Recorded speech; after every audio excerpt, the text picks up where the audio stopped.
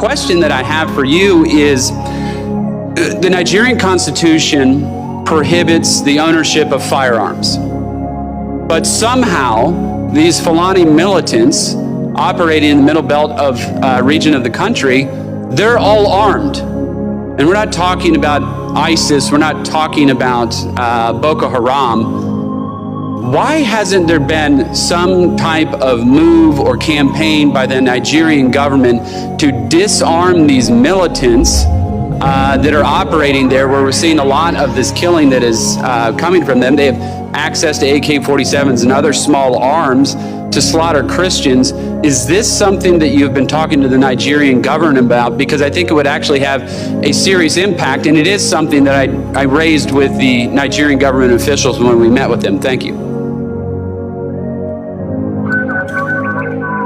Thank you, Representative Moore, and thank you also for your service on this task force that will be providing recommendations and your meetings with the Nigerian officials. Appreciate that. I think that this is an excellent suggestion as part of the strategy that we are putting together, in particular to talk about the policing aspect of this in what is happening in the Middle Belt, so that we can focus resources and have specific recommendations on actions that the Nigerian government can take. I very much appreciate that suggestion. Yeah, it just seems to make all the sense in the world to me. It's like, here we are. I mean, I understand we're not going to get like ISIS to lay their arms down. That's probably more of a kinetic option there that's going to result in their arms no longer being brought up in anger against Christians. But in any event, this seems to be something that, obviously, I'm not saying it's easy, but it is something that they should be doing, they should be looking at.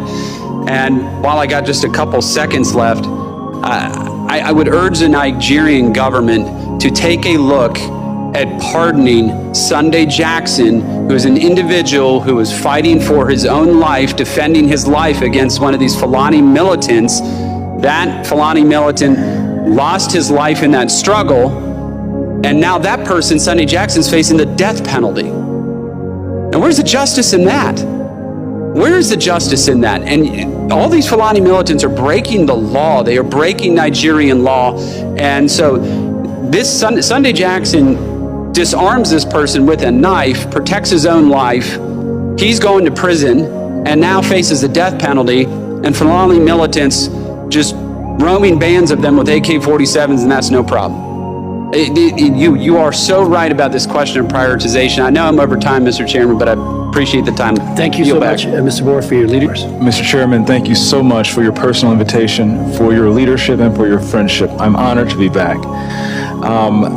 Psalms 96:14 asks, "Who will rise up for me against the wicked? Who will take a stand for me against evildoers?" Nigeria is facing one of the gravest religious freedom crises in the world. As the former chairman of the House Foreign Affairs Committee on Africa, I have visited and have seen firsthand the direness of the conditions in what is now the deadliest place on earth to be a Christian. They are targeted, displaced, and killed simply for their faith. The ancient plea, "Is there no help for the widow's son?" still echoes today. Since 2019, nearly 17,000 Christians have been killed. In the first 7 months of this year alone, hundreds more were murdered. On June 13th, during the Yellowater massacre, more than 280 Christians were slaughtered in a single day. These are not isolated tragedies.